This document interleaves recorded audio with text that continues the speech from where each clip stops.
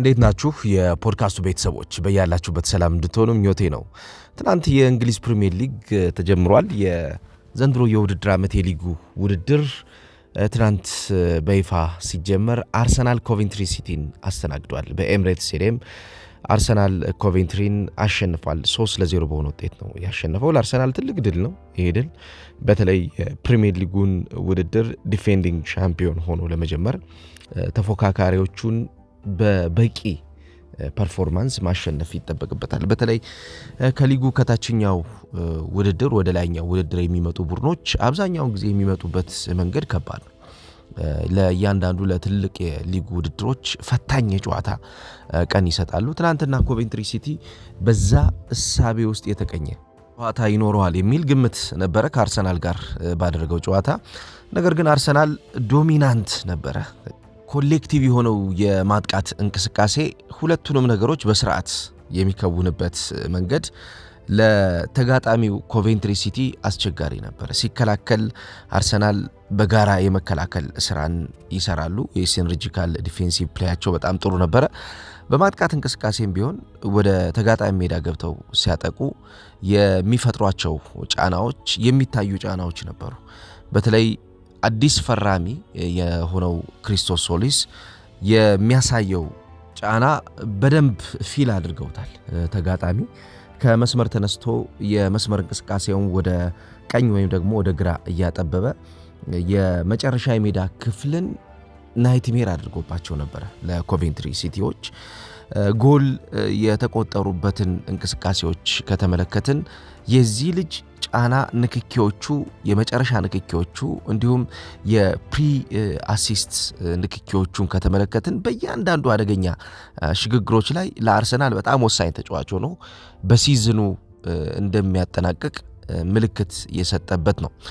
የአርሰናል የማጥቃትና እንዲሁም የፈጠራ ጥራት ትናንትና በኮቬንትሪ ምንም እንኳ የኮቬንትሪ የጨዋታ አቀራረብ አርሰናልን ባይፈትነውም አርሰናል በዘንድሮ የውድድር ዓመት ምን አይነት መንገድ ይዞ ሊቀጥል እንደሚችል ካሉት ተጫዋቾች እንግዲህ ትናንት የቡርኖ ጉሜሬሽ በጉዳት ምክንያት አለመሰለፍ ትልቁ ዜና እንደነበረ የሚታወቅ ነው። ሚኬል አርቴታ ጉዳቱን ማባበስ አንፈልግም፣ ለዛ ነው ተቀያሪ ወንበር ላይ ያላስቀመጥ ነው የሚል አስተያየት ሰጥቶ ነበረ።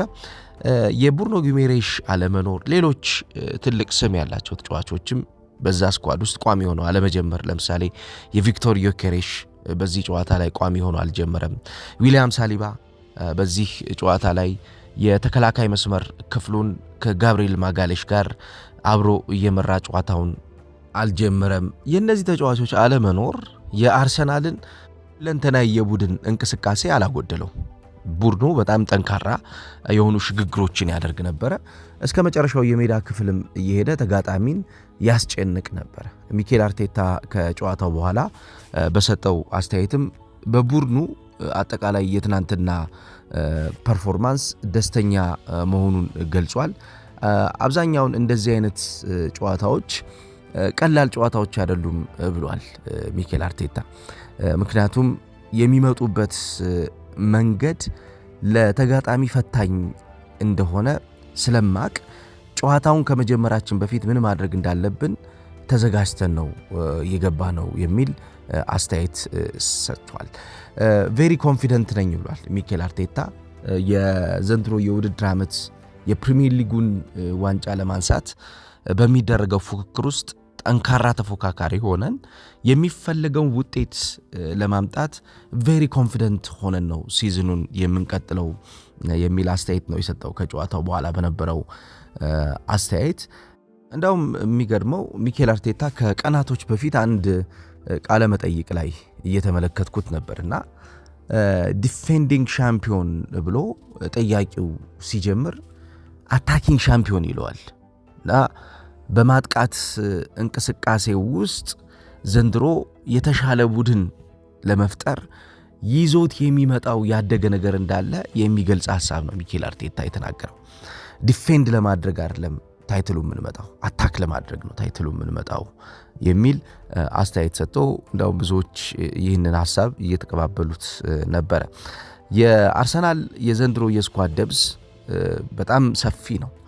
ትናንትና የነበረውን የተጫዋቾችን አጠቃቀም ስንመለከት እንዲያውም ተቀያሪ ወንበር ላይ የነበሩትን ቋሚ ተሰላፊ የሆኑትን ተጫዋቾች ስንመለከት ቡድኑ በእንቅስቃሴ ምን ያክል ለትልልቅ ጨዋታዎች ምቹ ሆኖ ራሱን እንደሚያቀርብ የሚያሳይ ነው። ለምሳሌ ትናንትና ሉዊስ ኬሊና ዴክለን ራይስ ናቸው አማካኝ ክፍል ላይ የጀመሩት። ትናንት ሉዊስ ኬሊ በጨዋታው ከፍተኛ ነጥብ ከተሰጣቸው ተጫዋቾች መካከል አንዱ ነው። ከ7.2 በላይ ተሰጥቶታል። ፊት መስመር ላይ ቡካዮ ሳካና ሶሊስ እንዲሁም ማርቲን ኦዴጋርድ ሆኖ በካይ ሃቨርትዝ ነበር ሲመራ የነበረው። ከጀርባ ማስኩዌራና ጋብሪኤል ማጋሌሽ እንዲሁም ቤንጃሚን ዋይትና ካላፊዮሪ የመከላከል አደረጃጀቱን የመሩ ተጫዋቾች ነበሩ። በጣም አስገራሚው ነገር ትናንትና ተቀያሪ ወንበር ላይ የነበሩትን ተጫዋቾች ስንመለከት በርካታ ተጫዋቾች በተቀያሪ ወንበር ውስጥ ነበሩ። ቪክቶር ዮኬሬስን አልተጠቀመበትም ሚኬል አርቴታ። ኤተን ዋኔሪን ትናንትና አልተጠቀመበትም። ሂንካፔን 81ኛው ደቂቃ ላይ ቀይሮ አስገብቶታል። ሚኬል ሜሪኖን እንዲሁ ኤቤሬ ኤዜንና ኖኒ ማዶኬ ማርቲን ዙቢሜንዲን ቀይሮ በማስገባት ተጠቅሞባቸዋል። ይሄ የስኳዱ አጠቃላይ ስፋትን የሚያሳይ ነው። ፕሪሚየር ሊጉን በውድድር ደረጃ የተሻለ ተፎካካሪ ለመሆን ስኳድ ማስፋት በጣም መሰረታዊ ነገር። ምክንያቱም በእያንዳንዱ ጨዋታ ውስጥ የተሻለ ተፎካካሪ ለመሆን ቶፕ ፐርፎርም የሚያደርጉ ተጫዋቾች ይፈልጋል አንድ ቡድን። አርሰናል ደግሞ ባሳለፍነው የውድድር ዓመት በተወሰኑ የጨዋታ ጊዜያቶች ላይ ከተቸገረባቸው መንገዶች መካከል አንዱ የተጫዋቾች በአስፈላጊው ሰዓት ላይ አለመገኘት ነው። ምክንያቱም ዳይናሚክ የጨዋታ መንገድ ነው የሚከተለው ሚኬል አርቴታ። ትናንት ለምሳሌ የጀመረበትን የጨዋታ መንገድ ተመልክተን ጨዋታውን በደቂቃዎች ውስጥ ሲቀያየር እንመለከታለን። ለምሳሌ የ4-3-3 የጨዋታ አቀራረብን ይዞ ከገባ በኋላ 4-2-3-1 ያደርገዋል። እንደገና 3-2-4-1 ያደርገዋል። 2-3-5 ያደርገዋል። 1-4-5 ያደርገዋል። እንደገና ይሄ የቡድኑ አጠቃላይ የማጥቃት እንቅስቃሴ የሚቀያየርበት መንገድ ነው። እንደምታውቁት ባሳለፍነው የውድድር ዓመት ሚኬል አርቴታ የጨዋታ መንገዱ የነበረው ዳይናሚክ ሙቭመንትን መሰረት አድርጎ አርቲፊሻል ትራንዚሽን የሚባለውን የጨዋታ መንገድ ተግባራዊ ያደርግ ነበር። ይሄ አርቲፊሻል ትራንዚሽን ከተጋጣሚ የጨዋታ እቅድ አንጻር ተገማች አለመሆን ነው። በሐሳብ ደረጃ ተገማች አይደለም። ተጋጣሚ የሚመጣበትን መንገድ የሚቋቋምበት የራሱ የሆነ ስል ቲዮሪዎች አሉት። ለምሳሌ አንድ ተጫዋች በሚከላከልበት አደረጃጀት ውስጥ ያለመቆየት መብት አለው። አንድ ተጫዋች በሚያጠቃበት እንቅስቃሴ ውስጥ ያለመቆየትና ተመልሶ ወደ አማካኝ ክፍል አማካኙን የማገዝ አሊያም ደግሞ የተከላካይ መስመር ክፍል ክፍተቱን ሞልቶ የተከላካይ መስመር ክፍሉ የጣለውን ቦታ የመሸፈን ኃላፊነት ይሰጠዋል። ይሄ ሁሉንም የሜዳ ክፍል የማካለል በእያንዳንዷ የጨዋታ ሚና ውስጥ ያደገ ነገር እንዲሰጡ የመፍቀድ ነው። ሚኬል አርቴታ ይህን ያደርገዋል። ትናንት ለምሳሌ ካይ ሃቨርትዝ የነበረውን ሚና ከተመለከት ነው በ9 ቁጥር ሚና ውስጥ ነበር ሲጫወት የተመለከት ነው። የካይ ሃቨርትዝ ትክክለኛው የጨዋታ መንገድ ግን በግልጽ አንመለከተው። ጎሎችን ያስቆጥራል። አዎ ጎሎችን እንዲቆጠሩ ደግሞ እድል ይፈጥራል። ከዛ ውጭ ደግሞ ወርዶ እንደገና የቡድኑን የአማካኝ ክፍል ዴብዝ ደግሞ ሲያሳድግ ደግሞ እንመለከታለን። አማካኝ ክፍሉ ላይ ያለውን ክፍተት ለማስተካከል ወደ ታች እየወረደ የአማካኝ ክፍል ቁጥሩን ሲያበዛ ደግሞ እንመለከተዋለን። እንደገና ደግሞ ወጥቶ የግራ ወይም ደግሞ የቀኝ መስመር ማጥቃት ላይ ያሉ ተጫዋቾችን ማለትም ቡካዮ ሳካ ወይም ደግሞ የክሪስቶስ ሶሊስን እንቅስቃሴዎች ሰፖርት ደግሞ ሲያደርግ እንመለከታለን። ቡካዮ ሳካ ወይም ደግሞ ክሪስቶስ ሶሊስ ወደ ሳጥን ገብተው ሳጥን ውስጥ ያለውን አደገኝነት እንዲመሩ ፍቃድ ሲሰጣቸው እንመለከታለን። ይሄ በቡድን ተጫዋቾቹ ውስጥ ያለውን ተለዋዋጭነትን በሚገባ የሚያሳይ ነው። የአርሰናል ትልቁ ኳሊቲ ይሄ ነው። አርሰናል በዘንድሮ የውድድር ዓመትም የሚጠቀማቸው የተጫዋቾች ታክቲክ አፈጻጸሞቹ ለቡድን ጓደኞቻቸው ምቹ እንዲሆኑ ለተጫዋቾች ነፃነትን በመስጠት የተጋጣሚ ቡድንን ደግሞ አርሰናልን ባለመገመት አርሰናልን ገምተውት ሜዳ ላይ የሚፈልጉት ነገር እንዳያደርጉ አጸፋ በፍጥነት እንዳያደርጉ ጊዜ እንዲወስድባቸው የሚያደርግ የጨዋታ ስትራክቸር ነው ሚኬል አርቴታ የሚያዘጋጀው። ስለዚህ ይሄ የጨዋታ ስትራክቸሩ ለተጋጣሚ ቡድን በጣም ፈታኝ ነው። ተጋጣሚ ምን እያደረገ ነው ብሎ የሚያስብበት ጊዜ እየገፋ ከሄደ የተጋጣሚ ምላሽ ይዘገያል ማለት ነው። ተጋጣሚ ምላሹ ከዘገየ በሜዳ ውስጥ ብልጫ ይወሰድበታል ማለት ነው። ከጨዋታው በኋላ በተሰጡ አስተያየቶች አርቴታ በርከት ያሉ ነገሮችን አንስቷል። በተለይ በሜዳ ላይ የነበሩ እንቅስቃሴዎችን አይተዋል። ከዛ ውጭ ከሜዳ ውጭ ያሉ በማኔጅመንቱ በኩል እየተሰሩ ያሉ አዳዲስ ነገሮችንም ጋዜጠኞች ጥያቄ ጠይቀውት ነበረ። በፒች ሳይድ ፕሬዘንቲንግ ቦታ ላይ የነበሩትን ጋዜጠኞች ጥያቄ ሚኬል አርቴታ የመለሰበት መንገድ እጅግ በጣም የሚደነቅ ነው። ለምሳሌ ከማጥቃት እንቅስቃሴ ጋር በተያያዘ አዲስ የተጫዋች ግዢ ሊኖር ይችላል፣ ያ ፍላጎት አለ በእናንተ በኩል፣ በእርግጠኝነትም ይህንን ነገር በቀጣዮቹ ቀናቶች ታደርጉታላችሁ የሚል ጥያቄ ጠይቀውት ነበረ። ሚኬል አርቴታ የሚያውቀው ነገር እንደሌለ ነው የመለሰላቸው። በዚህ ጉዳይ ላይ ብዙም ኢንፎርሜሽን የለኝም፣ አሁን ባሉኝ የስኳር ተጫዋቾች ላይ ብቻ ነው ትኩረት ማደርገው የሚል ምላሽ ሰጥቷል።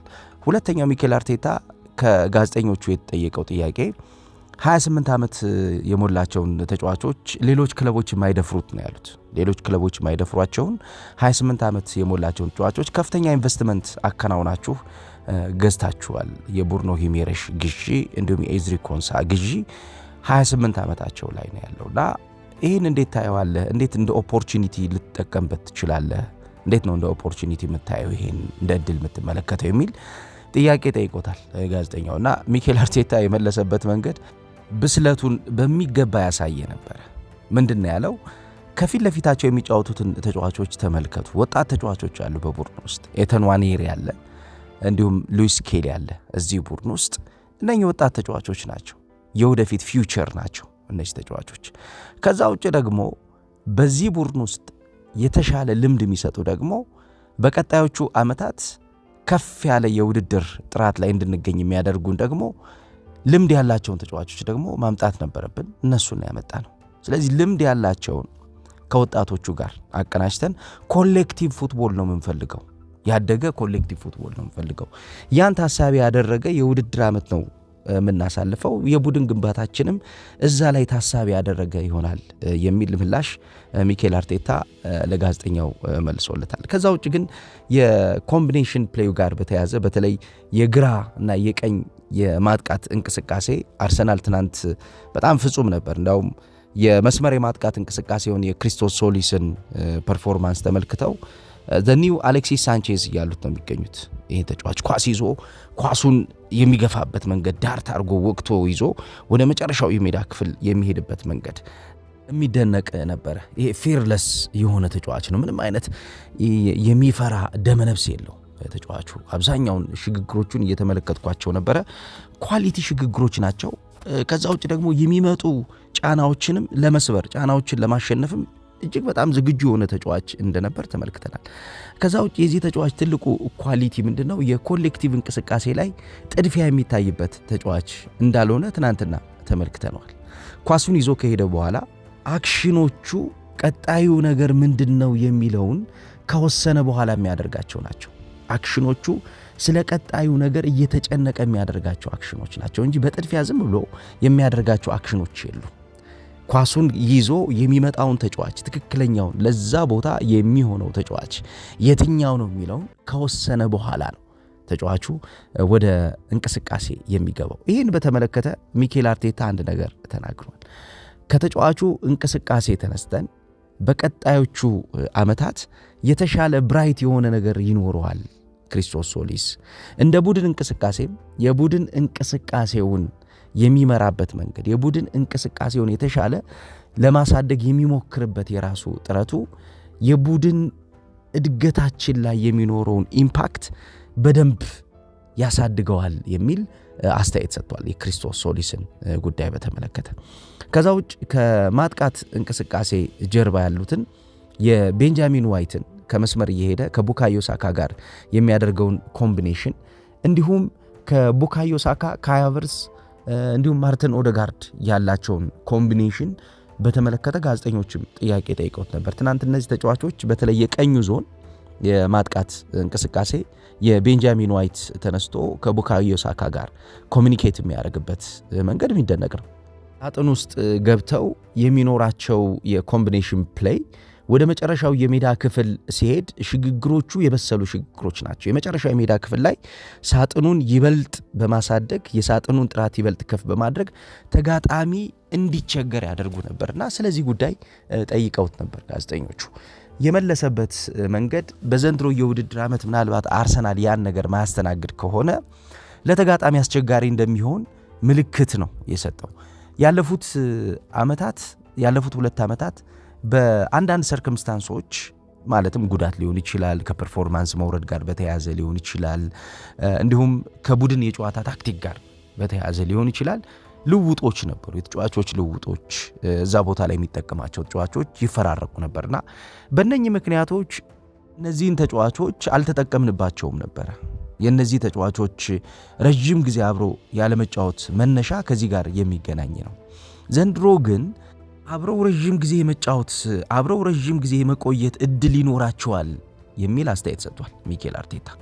ስለዚህ እነዚህ ተጫዋቾች ከመስመር የማጥቃት እንቅስቃሴ ከቀኝ የመስመር የማጥቃት እንቅስቃሴ የተነሱ ወደ መጨረሻው የማጥቂያ ሳጥን ውስጥ እየገቡ ተጋጣሚን የሚያስጨንቁበት ተጋጣሚን የሚያፈኑበትን መንገድ ነው እንግዲህ ለማብራራት የሞከረውና ከእንቅስቃሴ አንጻር አርሰናል የተጫዋቾች ጥራት ትናንት በሚገባ የተመለከትንበት ነበረ። ይሄ የመስመር የማጥቃት እንቅስቃሴ ለተጋጣሚ በጣም አስቸጋሪ ነበር። ተጋጣሚ በሚፈልገው መንገድ በሚፈልገው ልክ ዝግጁ ሆኖ እንዳይቀርብና አጸፋዊ የሆነ ጥራት ያለው ምላሽ እንዳይሰጥ አድርጎታል። ይሄ ደግሞ አርሰናል ሱፐር ሃንዱን እንዲያገኝ የረዳው ይመስለኛል። ሚኬል አርቴታም ከተጫዋቾቹ እንቅስቃሴ ጋር አብሮ መቆየት በተለይ ወሳኝ የሚባለውን የመከላከል ፋውንዴሽን አለመሳት፣ የመከላከል ፋውንዴሽኑ ላይ ለምሳሌ የሪካርዶ ካላፊዮሪን ሽግግር በተመለከተ ጂሚ ካራገር አንድ ጥያቄ ጠይቆት ነበርና የትኛው ነው ቦታው ብሎታል። የትኛው ቦታ ላይ ነው እሱን ትክክለኛ ቦታ ብለን ምናየው? ሁሉም ቦታ ላይ እመለከተው ነበረ። ሁሉም ቦታዎች ላይ ይሸጋገር ነበር። ሽግግሮቹ የትኛውን ቦታ ላይ የሚጠቀማቸው ሽግግሮች ነበሩና ለሱ የትኛው ነው ትክክለኛው ቦታ ብሎ ነበር የጠየቀው ጂሚ ካራገር። ሚኬል አርቴታ ምንድነው ያለው? የትኛውም የጨዋታ እንቅስቃሴ በሚያስፈልገው ሰዓት እዛ ቦታ ላይ እንዲደርሱ ፍቃድ የሚሰጣቸው ተጫዋቾች እንዳሉ ነው የተናገረው። ኤቭሪ ሙቭመንት ኤቭሪ አክሽን ኒድስ ኤ ፕሌየር ነው ያለው። እያንዳንዱ ጨዋታ እንቅስቃሴ እያንዳንዱ የጨዋታ ድርጊት የሚፈልገው ተጫዋች አለ። ስለዚህ እያንዳንዱ የጨዋታ ድርጊት የሚፈልገው ተጫዋች የሚደርሰው እዛ እንቅስቃሴ ላይ የሚደርሰው ተጫዋች ነው የሚል አስተያየት ነው የሰጠው። እንደ ተጋጣሚ እንደ ኦፖነንት የሚመጣበት ሲቹዌሽን እኛም የጨዋታ ታክቲካችንን የሜዳ ላይ አፈጻጸማችንን እየቀየርን ነው ሲዝኑ የምንጨርሰው ብሏል። ይሄ መሰረታዊ የሚባለውን የቡድኑን አጠቃላይ እንቅስቃሴ የሚያሳይ እንደሆነ ነው ሚኬል አርቴታ ለማብራራት የሞከረው። ስለዚህ አርሰናል ትናንት የጀመረበት መንገድ ጥሩ ጅምር አድርጓል። የዲፌንዲንግ ሻምፒዮን የሆነው አርሰናል እንደ ሚኬል አርቴታ አስተያየት ከሆነ አታኪንግ ሻምፒዮን የሆነው አርሰናል የተሻለ ጥሩ ጅምር አድርጓል። ግሪን ላይቶች አይቷል። በመከላከል አደረጃጀት በጣም የበሰለ ነገር ተመልክቷል። በአማካኝ ክፍል እንቅስቃሴ ጥሩ የሆነ የአማካኝ ክፍል ኮምቢኔሽን፣ አሁንም የዴክለን ራይስ አክሲሌሬሽን እንዳለ ነው። ባለ 3 ባለ 4 ሳምባ ሆኖ ነው ይህን ተጫዋች አሁንም እየተመለከት ነው የምንገኘው። በየትኛውም እንቅስቃሴና ንክኪ የማይደክም ተጫዋች ነው። ሁሉንም ነገሮች የሚነካካበት፣ ሁሉንም ነገሮች በሽግግር ለማሳደግ የሚሞክርበት መንገድ የሚደነቅ ነው። እያንዳንዷ ወሳኝ የምትባለው ንክኪ እሱ እግር ላይ አለች። የአርሰናል አደጋ ላይ አለ፣ የአርሰናል የማጥቃት እንቅስቃሴ ላይም አለ። ሁለቱም ባላንስ አድርጎ የሚሰራበት መንገድ በጣም የሚደነቅ ነው ተጫዋቹ። ስለዚህ ሽግግሮቹ በጣም የበሰሉ ሽግግሮች እንዲሆኑ የአርሰናል የዴክለን ራይስ አይደክሜነትም ትልቁን ሚና ተወጥቷል። ከፍተኛ የሆነ ጥራት ያለው ስራዎችን ነበር በትናንትናውም ጨዋታ ሲያደርግ የነበረው። ከዛ ውጭ አማካኝ ክፍል ላይ የሉዊስ ስኬሊ አሁንም ቋሚ ሆኖ መጀመር በዝውውር እንግዲህ ወደ ቼልሲ ወይ ወደ ማንቸስተር ዩናይትድ ይሄዳል የሚለውን ዜና ውድቅ ያደረገ ነበር። ይህን ተጫዋች አሁንም የቡድኑ እቅድ እንደሆነ ሚኬል አርቴታ ተናግሯል። ከኛ ጋር ይቀጥላል፣ አብረን ነው የምንቀጥለው የሚል አስተያየት ሰጥቶ ነበር ከጨዋታው ቀደም ብሎና በጨዋታውን ባሳየው ፐርፎርማንስ በጣም ደስተኛ መሆኑን ተናግሯል። አማካኝ ክፍል ላይ የአማካኝ ክፍሉ የሚፈልገውን ብስለት ሰጥቶታል። አንዳንድ የጨዋታ ሪትሞች የመውጣት ኳስ ይበላሽበት መልሶ ያን ኳስ ለማስተካከል ሌላ ኢነርጂ ሌላ አክሽን ውስጥ መገኘት ያ ብዙ ዋጋ ያስከፈለው አንድ ሁለት አክሽኖችን እየተመለከትን ነበረ። ከዛ ውጭ ግን የቡድኑን የአማካኝ ክፍል ዶሚኔንሲ ለማምጣት በጣም የተሻለ ጥራት ያለውን ስራ ሲሰራ ተመልክተነዋልና ይህም ተጫዋች በቡድኑ ውስጥ የመቀጠል እድሉ ከፍተኛ እንደሆነ ተናግሯል ሚኬል አርቴታ። አጠቃላይ ከቡድን ጥንካሬ ከቡድን ሽግግር ጋር በተያያዘ አርሰናል ጥሩ ጅምር አድርጓል። የሲዝኑን የመክፈቻ ጨዋታውን በአሸናፊነት አጠናቋል። ዛሬ የፕሪሚየር ሊጉ ጨዋታ ቀጥሎ የሚደረግ ይሆናል። እስከ ሰኞ ነው ጨዋታዎቹ የሚደረጉት። ምሳ ሰዓት ሃል ሲቲ ከማንቸስተር ዩናይትድ ጋር የሚያደርጉት ጨዋታ ይኖራል። ይሄ ጨዋታ እንግዲህ 8 ሰዓት ተኩል ላይ የሚደረግ ጨዋታ ነው። ኤቨርተን ከክሪስታል ፓላስ፣ ኢፕስዊች ታውን ከሰንደርላንድ፣ ኖቲንጋም ፎረስት ከሊድስ ዩናይትድ፣ ብሬንትፎርድ ከቶትንሃም ሆትስፐርስ ጋር የሚያደርጉት ጨዋታ የሚቀጥል ይሆናል ማለት ነው። ነገ ሲደረግ ብራይተን ከአስቶን ቪላ፣ ማንቸስተር ሲቲ ከበርንመዝ፣ ኒውካስል ዩናይትድ ከሊቨርፑል ጋር ጨዋታቸውን ያደርጋሉ። ሰኞ ፉላም ከቼልሲ ጋር የሚያደርጉት ጨዋታ እንዲሁ ቀጥሎ የሚደረግ ይሆናል ማለት ነው። የስፔን ላሊጋ የጣሊያን ሴሪያ ጨዋታዎችም እንዲሁ ቀጥለው የሚደረጉ ጨዋታዎች ናቸው። እነዚህን ጨዋታዎች የተከታተልኩ ደግሞ ወደ እናንተ ሀሳቦችን የማደርስ ይሆናል። ጥሩ የጨዋታ ቀን እንዲሆንላችሁ እንመኛለን። ከጨዋታዎች በኋላ እንደተለመደው ተመልሰን በታክቲካል እይታዎች በጨዋታ ዝርዝር ሀሳቦች እንገናኛለን። ፖድካስቱ የእናንተ ነው። ቤተሰቡ ይሁኑ። ሼር እያደረጋችሁ እያጋራችሁ እንዲሁም እየወደዳችሁ ከኛ ጋር ቆይታ አድርጉ።